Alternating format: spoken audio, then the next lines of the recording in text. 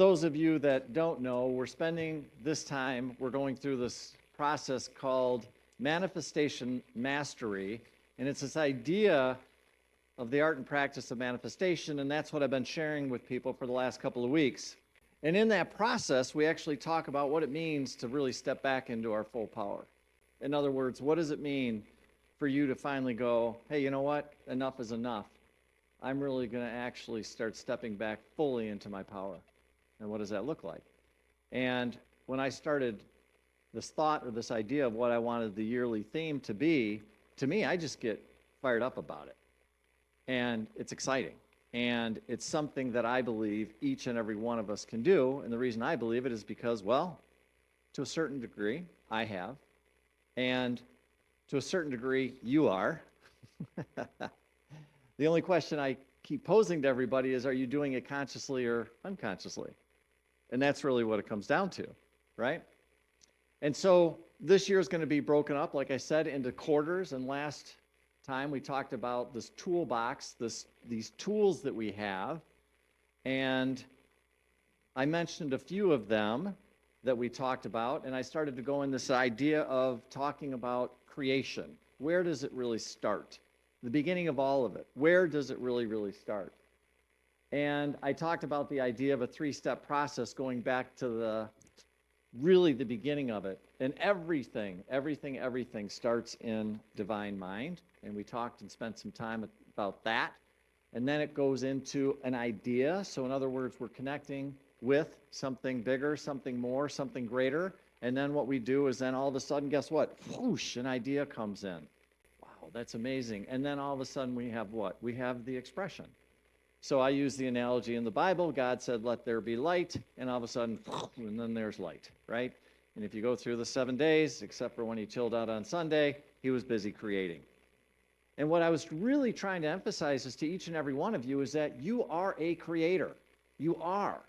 But we don't believe that. Why don't we believe that? Well, because we were never told we were creators. When you all of a sudden start to realize that you are a powerful creator, you are a divine being, you are basically an expression of the divine, and as a result of it, guess what? You've got everything inside of you that you need. You don't need anything else. Everything that you need is inside of you. Everything. Then all of a sudden it's like, well, damn. Oh my God, did he really swear? Yes, he really swore. Yeah. It's like, wow, that's super cool, right? But then it's like, in some ways, it can be kind of a heavy load because it's like, am I really creating my own reality? And it's like, spoiler alert, yes, you are. Which at first can kind of freak you out a little bit until all of a sudden you go, huh? You mean I can start doing this because I can? And because I can start doing that and understanding that, then all of a sudden I can start creating my reality. And it's like, yeah. Then it starts to get fun. That's when all of a sudden you go, giddy up, let's go. Count me in, right? And so I started talking about this thought, and then I also happened to mention this idea about substance. Like, what is substance? And what I was saying was substance is the spiritual essence out of which all things are made.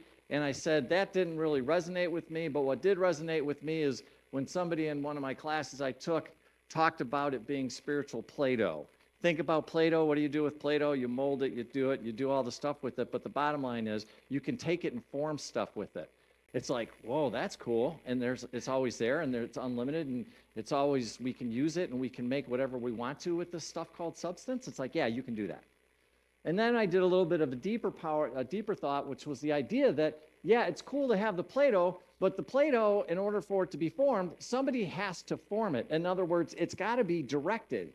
And I started talking about what Fillmore talks about with directive power. Life in and of itself is not intelligent. It requires directive power of any entity that knows where and how to apply its force in order to get the best results. So in other words, you are a powerful creator. We have the stuff called spiritual Play-Doh or substance. And then what we do is we basically direct it. We direct it. Well, how do we direct it, Mike? Through our thoughts, our words, and our actions. Our thoughts, our words, and actions. So then what I said was that creation really comes down to this idea of taking substance and this directive power because of who and what you are. And then I said, well, that's cool, but powerful creation, because we all create, right? Everybody's creating right now. Everybody on this planet, every human being is doing it. But powerful creation is when you actually do it consciously and it's aligned with what you're wanting to do.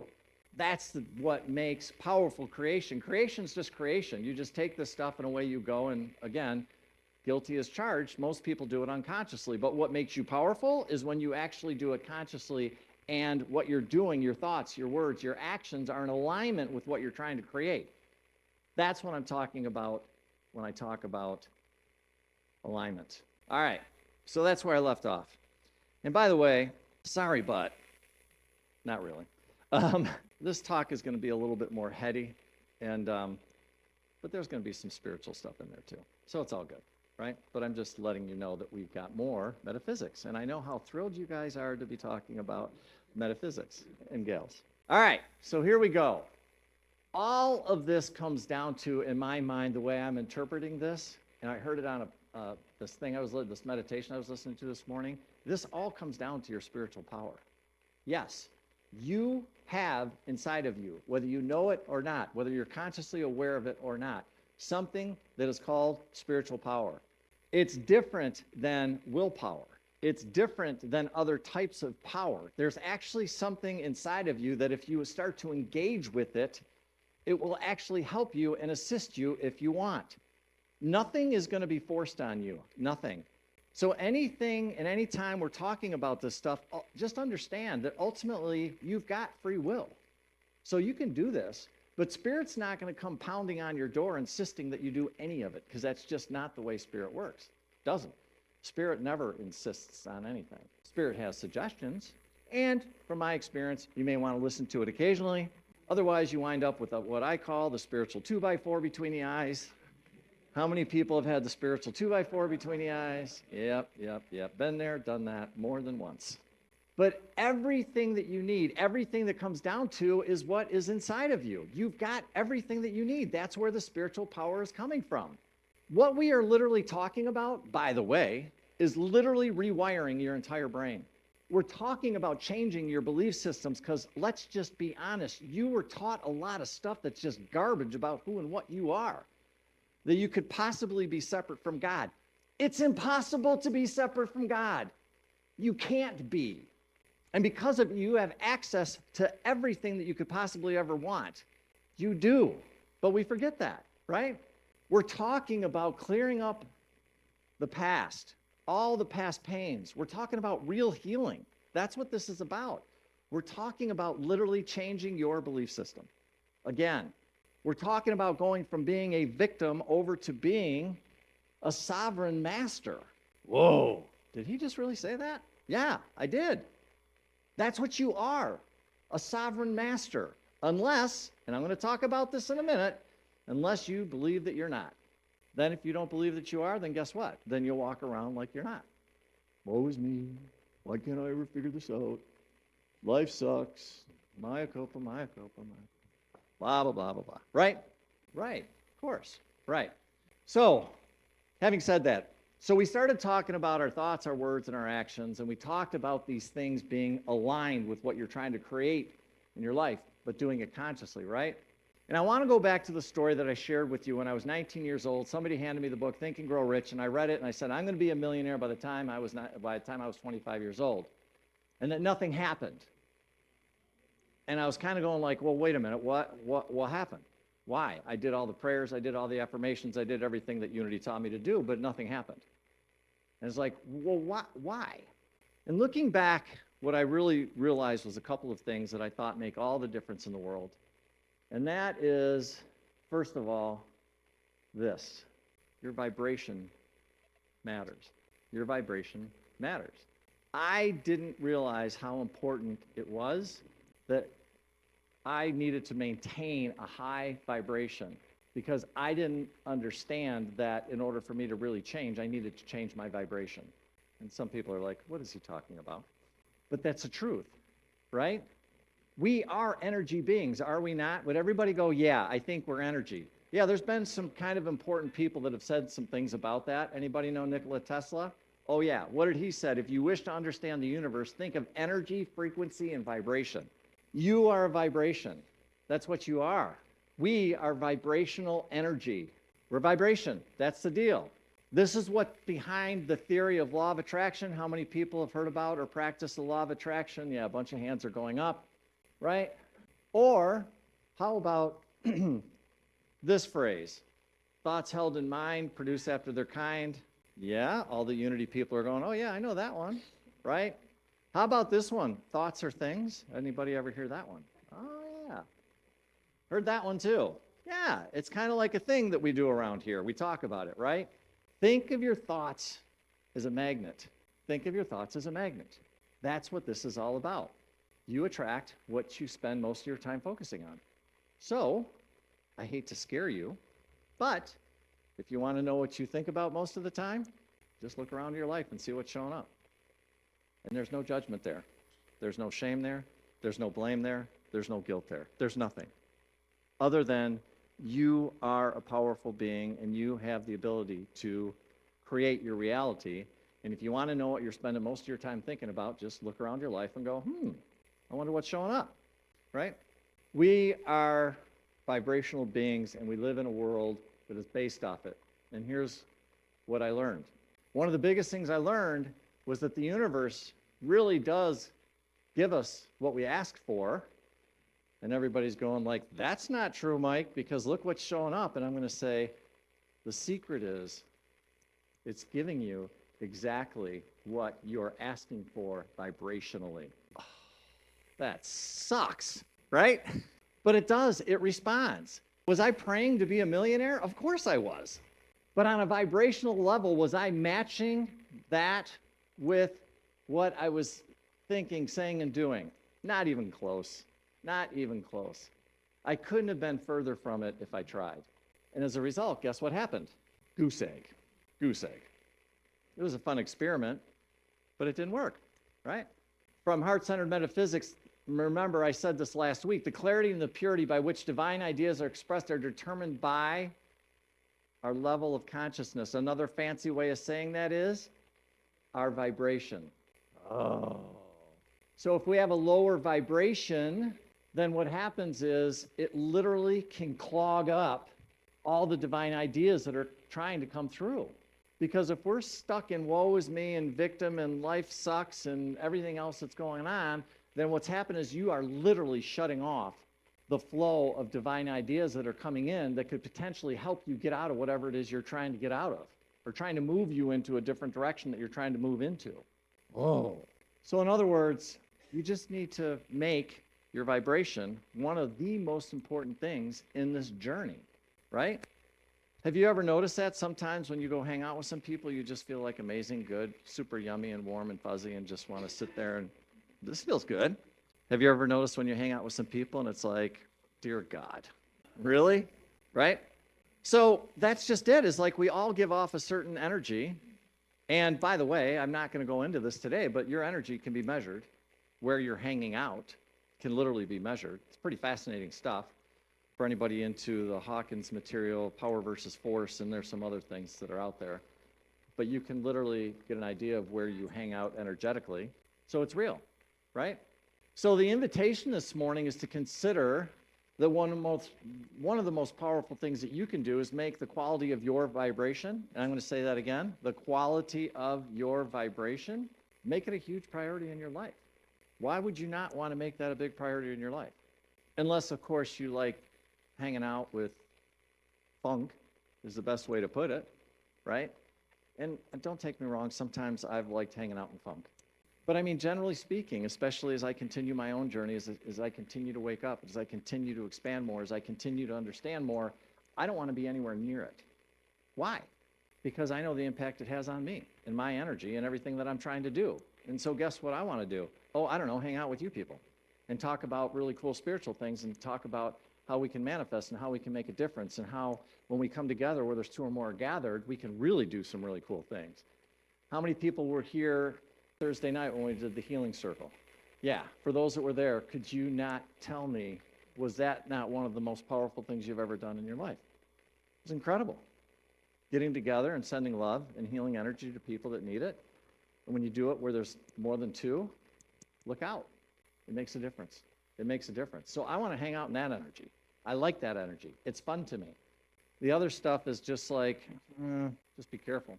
The other thing is that within that, it's just super important to understand that there's things that you can do, you literally can do to change your energy. Mike, you're putting a lot of responsibility on us this morning. Yeah. Isn't that where you want it? Seriously, isn't that where you want it? Of course. I want to know that if I wind up getting in a funk, that there's things I can do to get out of it. Right? Before, I didn't think I could get out of it. Now I know I can get out of it, right?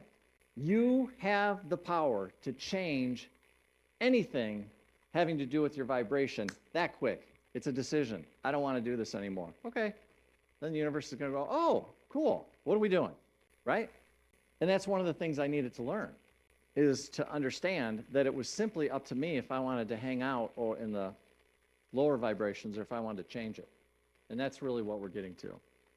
Now, I'm going to share some thoughts with you this morning of things that I have done and many others have done to increase your energy levels. Some of these things, everyone's going to go, yep, I know those. And some are going to go, I never really heard about that one. Just like a little thing, just remember a couple things. We all have different ways of doing it. Number one. Number two, I'm going to show you a big list. Big. I've played with all of them. Many of you in this room have played with all of them.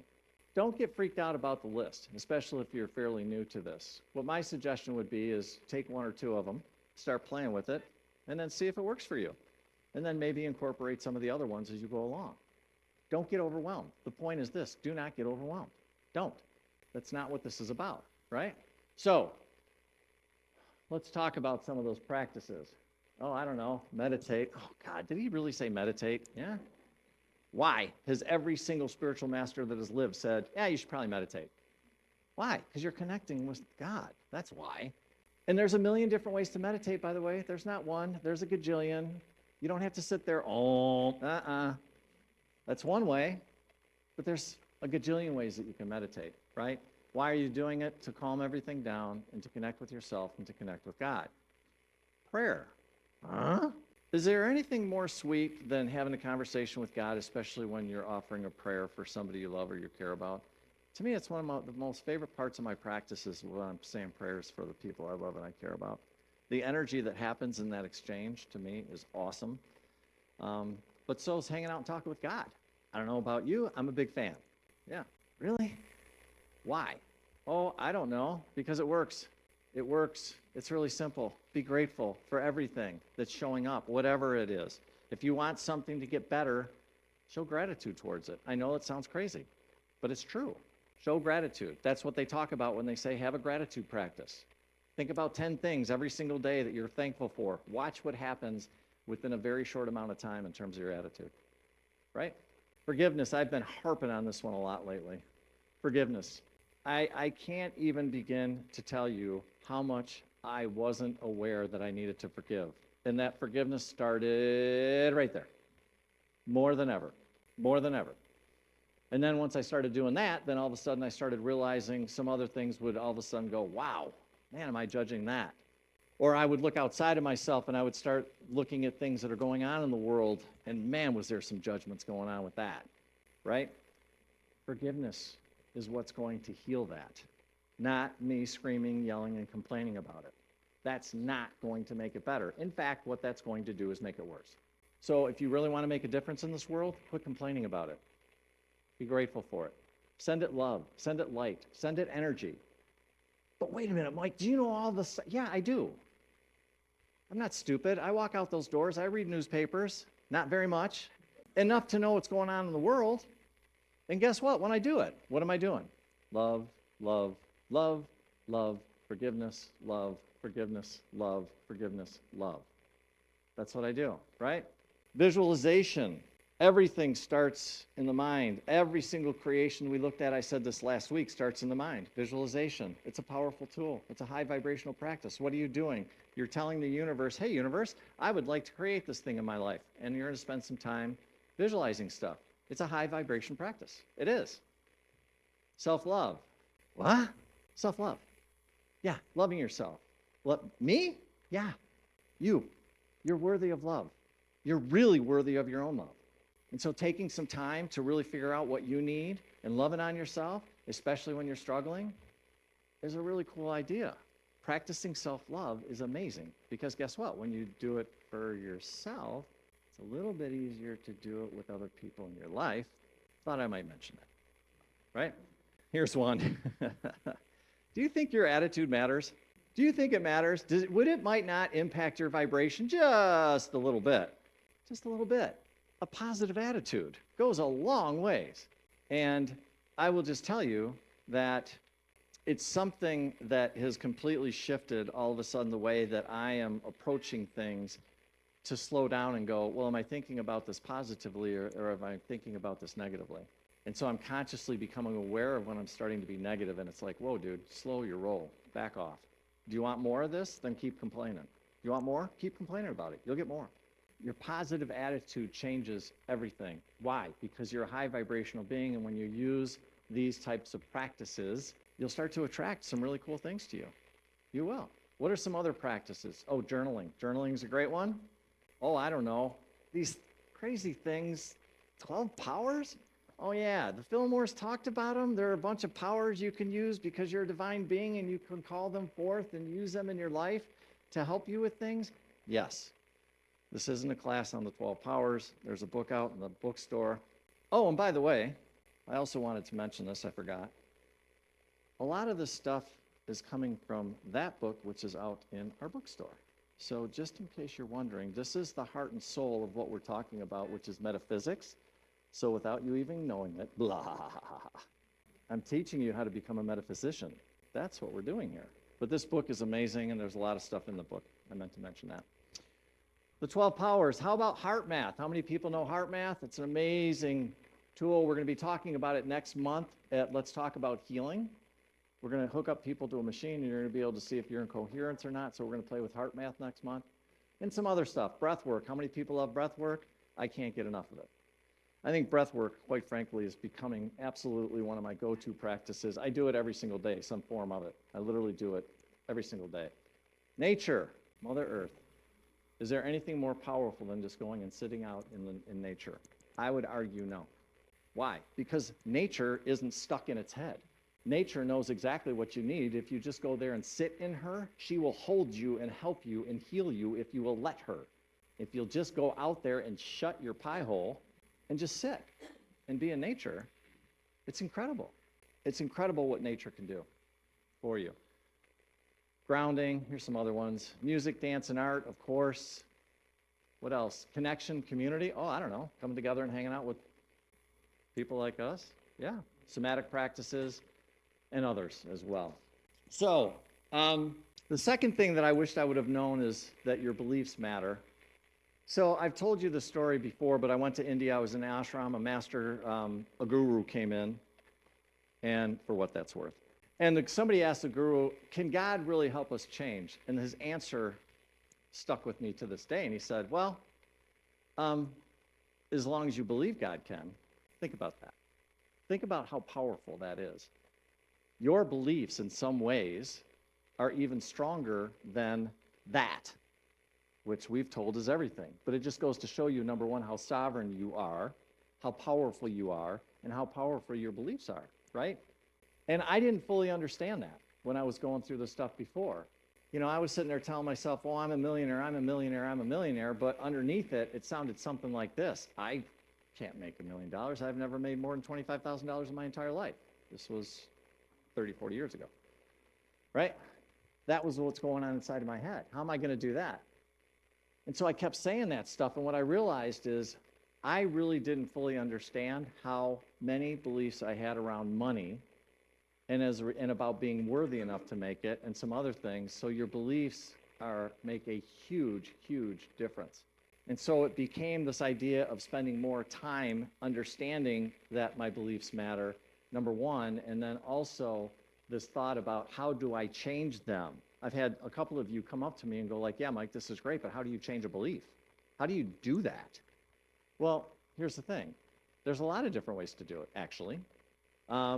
Us Unity folks are pretty fond of affirmations and denials. That's what Myrtle used to heal herself from tuberculosis, right? But let me tell you something. I think that there's so many requests right now to be able to do this work which is to me a healing work, that there's a lot of different things. And I'm just going to mention a few, and I guarantee you if I paused and asked all of you, how many others are there, you'd be raising your hands and there'd be 50 other ways to do it. Affirmations and denials, affirmative prayer, EFT, how many tappers do I got? Do I got a few? Yeah, tapping is amazing for this kind of stuff. EMDR, the eyeball thing, that's pretty killer. Other energy practices, I practice something called Psych-K. There's also something called the Emotion Code. There's also something called Reiki. I know I've got a couple of Reiki practitioners sitting in here and others. There's a lot of different ways that you can change your belief systems, lots. So there's not one way. It all comes down to creation, though. And my hope and prayer is that as you contemplate all this stuff, and this is a heavy load, this is a lot of information. And I don't mean to overwhelm you. And actually, when we're done, after we go get our soup and we talk, I'm going to be setting up a table out here, and anybody that has questions specifically just about this stuff, please come and talk to me. Because I know this is a lot, but my biggest suggestion to you is just to pick a couple of these things. Don't overwhelm yourself, and just start the process slowly of doing it. If every single person in here could start the thought process of, wow, man, I can make a difference in my life, and you started working on yourself, because this stuff isn't going to just given to you. You're not going to hear this walk away and go, poof, there's my life's better. At least that's not been my experience. It takes work on your behalf, but I'm just going to tell you this. When you start doing this work, I promise you, you are not alone. You are not. You are supported because of who and what you are. You've got a whole legion of angels behind you just going, we're ready. Let's go do this. You won't do this alone. And so if you decide to take up this challenge, I would just welcome you to the party. It'll be the greatest challenge, the greatest thing that you've ever done for yourself. It'll be the most loving thing that you can do for yourself. And then the cool part about that is then what do you get to do? Well, then you get to go share it with everybody you know and everybody you love, which to me is the best part of all of it, right? So thank you for all that you're doing. Thank you for showing up. Thank you for sharing your light, your love, your energy. You're doing an amazing job. You're exactly where you're supposed to be. Better yet, you're exactly where you knew you would be at this point in time in your life, no matter what's going on. You knew it, you picked it, and you're doing it flawlessly. And I don't care if you're struggling, I don't care where you're at. Every single thing that I'm talking about starts from a simple decision. I'm changing. I'm going to choose again. That's where it all starts. So, having said that, thank you. Thank you for having the courage to be here.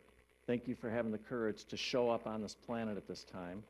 You are doing an amazing job, and we're just really, really lucky that you decided to spend some time with us this morning, and we hope you come back soon.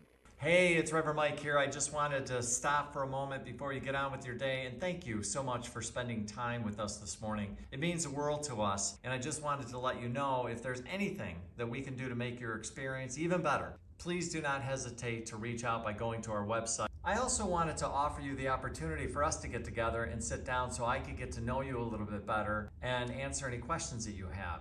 I can either do that by either getting together in person, have a cup of coffee, or we can meet online via Zoom.